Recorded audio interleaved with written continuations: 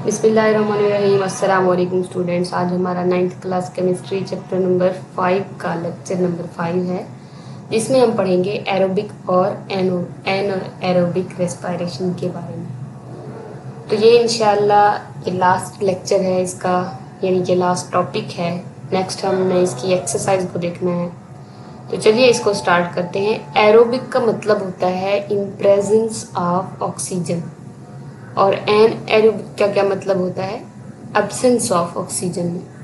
मतलब क्या हो गया कि वो रेस्पिरेशन जो कि एक तो दो टाइप की, मतलब रेस्पिरेशन को हम डिस्कस करने जा रहे हैं। एक हो गई एन एरोबिक और दूसरी एरोबिक, यानी कि एक ऐसी रेस्पिरेशन होगी जो कि ऑक्सीजन की मौजूदगी में होगी, और एक ऐसी होगी जो कि ऑक्सीजन की गैर मौजूदगी में होगी।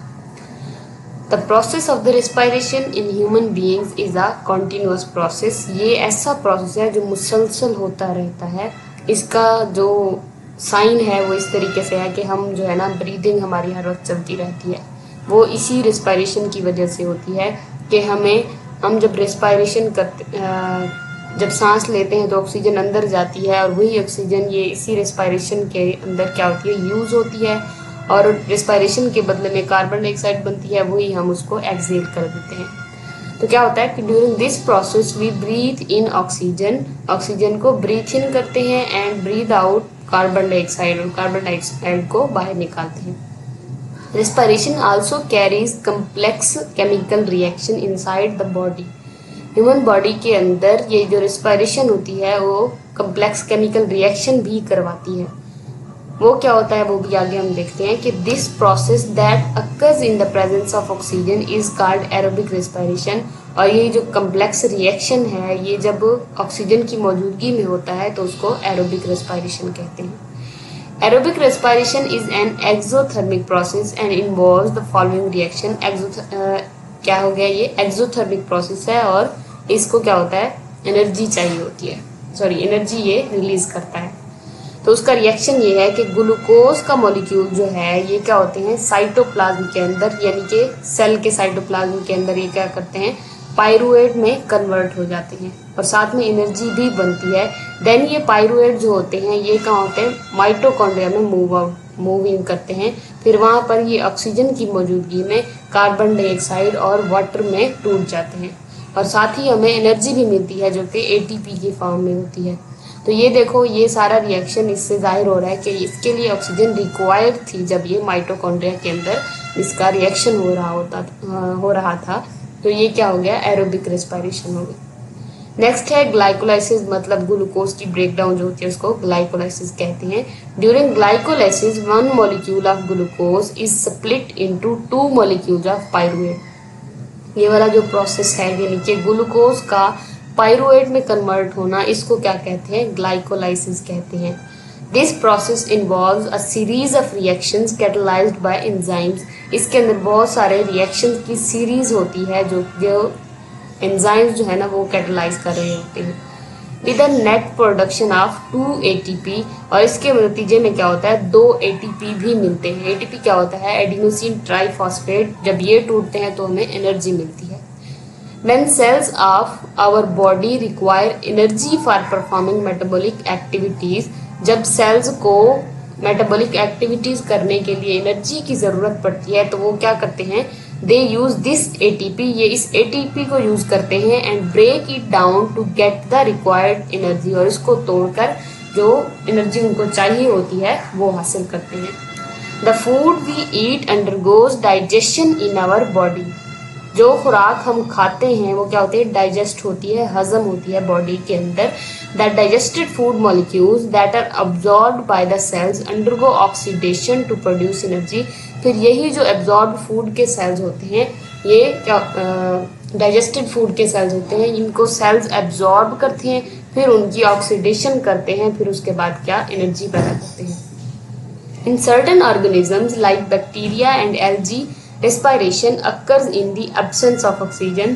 क्या होता है, कुछ बैक्टीरिया और जो एल्गी वगैरह होते हैं उनके अंदर क्या होती है, यही रेस्पिरेशन ऑक्सीजन की गैर मौजूदगी में होती है, और उसको क्या कहते हैं, it is called anaerobic respiration. This is also exothermic process, ये भी एक्सोथर्मिक प्रोसेस है क्योंकि इसमें भी क्या होता है एटीपी यानी कि एनर्जी पैदा होती है। And during this process glucose is converted into carbon dioxide and ethanol with the evolution of energy. इसमें क्या होता है जो ग्लूकोज होता है वो कार्बन डाइऑक्साइड में और इथेनॉल के अंदर साथ ही उस कन्वर्ट होता है और साथ में एनर्जी भी पैदा करता है। इसका रिएक्शन क्या है कि ग्लूकोज ये भी साइटोप्लाज्म के अंदर पायरुवेट यानी कि पायरुवेट में कन्वर्ट होता है, यानी कि जो ग्लाइकोलाइसिस का अमल है ये दोनों रेस्पिरेशन में होता है। तो ये एमसीक्यू भी अक्सर औकात पूछा जाता है कि एरोबिक और एनाएरोबिक रेस्पिरेशन में कौन सा प्रोसेस सेम होता है, तो वो ग्लाइकोलाइसिस ऐसा प्रोसेस है जो दोनों रिएक्शंस के अंदर होता है।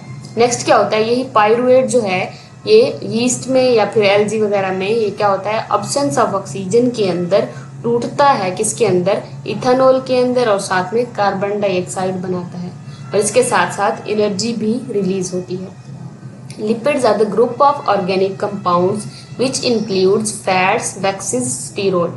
लिपिड ऐसे ऑर्गेनिक कंपाउंड्स हैं जिसमें क्या है फैट्स, वैक्सीज और स्टीरोल्स वगैरह शामिल हैं। Lipids serve as an energy reserves within our body. जो लिपिड्स होते हैं ये हमारे जिस्म के अंदर एनर्जी को स्टोर करते हैं, इसलिए इनको एनर्जी रिजर्व्स कहा जाता है। About half of the fuel our body needs come from lipids. तकरीबन आधा फ्यूल जो हमारी बॉडी को चाहिए होता है वो लिपिड्स से ही आता है। If you eat more food, अगर आप ज्यादा खुराक खा लेते हो then you need in a day, मतलब दिन में जितनी हमें जरूरत होती है उससे ज्यादा अगर खाते हो तो क्या होता है the excess food is stored as lipid in adipose cells. Adipose cells होते हैं जो क्या करते हैं लिपिड को स्टोर कर लेते हैं। तो क्या होता है यही जो फूड होती है जो हम ज्यादा खाते हैं वो लिपिड्स की फॉर्म में इन्हीं एडिपोज सेल्स के अंदर स्टोर हो जाता है in between meals and during exercise. जब हम खाना नहीं खा रहे होते, जब हमें भूख लगती है या फिर हमारी बॉडी को चाहिए होता है एनर्जी चाहिए होती है या फिर हम एक्सरसाइज कर रहे होते हैं, तो क्या होता है हमारी बॉडी इन्हीं लिपिड मॉलिक्यूल्स को तोड़कर इसी से एनर्जी हासिल करती है। अब our body relies on this resource to provide energy, और इसी से एनर्जी गेट करती है। यानी कि फिर इसीलिए कहा जाता है ना कि जब अगर किसी को फैट ज़्यादा है तो वो एक्सरसाइज ज़्यादा से ज़्यादा करे और डाइट वगैरह की जाती है। उसका मतलब यही होता है कि जो एक्सेस में लिपिड स्टोर्ड है, यानी कि जो इसको हम दूसरे अल्फाज में चर्बी भी कहते हैं, तो वो यही लिपिड्स ही होते हैं। तो जब हम हार्ड एक्सरसाइज करते हैं तो ये लिपिड्स जो होते हैं ये बर्न आउट हो जाते हैं और यानी कि ये टूटकर हमें एनर्जी प्रोवाइड करते हैं हमारी बॉडी को, और इनकी जो क्वांटिटी मिकदार जो हमारी बॉडी में है वो कम हो जाती है और इंसान का जो वेट है या फिर वो थिक ज़्यादा होना, फैटनेस जो है ना वो कम हो जाती है। Glycogen is the primary storage form of glucose. Glycogen क्या है, ग्लूकोज की प्राइमरी स्टोरेज फॉर्म है, यानी कि ग्लूकोज को जब पहले स्टोर किया जाता है ग्लाइकोजन में कन्वर्ट करके स्टोर किया जाता है। It is stored in liver and muscle cells. इसको लिवर और मसल सेल्स के अंदर स्टोर किया जाता है। तो आपसे अगर कोई एमसीक्यू पूछा जाता है कि ग्लाइकोजन को कहाँ स्टोर किया जाता है तो वो लिवर और मसल्स में है, और जो लिपिड्स है आपकी बुक के मुताबिक लिपिड्स को एडिपोज सेल्स के अंदर स्टोर किया जाता है। तो ये था आज का हमारा टॉपिक। उम्मीद है आपको सारी बातें क्लियर हो गई हैं। इसके अंदर कोई ज़्यादा समझने की ज़्यादा कोई ऐसी बात नहीं थी, बहुत ही आसान सा टॉपिक था। तो अगर आपको कोई कन्फ्यूजन हो रही है स्टिल तो आप पूछ सकते हैं कमेंट सेक्शन में। मज़ीद यही कि अगर आपको वीडियो अच्छी लगी तो वीडियो को लाइक करें, चैनल को सब्सक्राइब करें ताकि हर आने वाली नई वीडियो आपको उसका नोटिफिकेशन मिल सके। मिलते हैं अगली वीडियो में इंशाल्लाह, जिसमें हम इसकी एक्सरसाइज को करेंगे, इसके एमसीक्यू शॉर्ट क्वेश्चन। तब तक के लिए अल्लाह हाफिज़।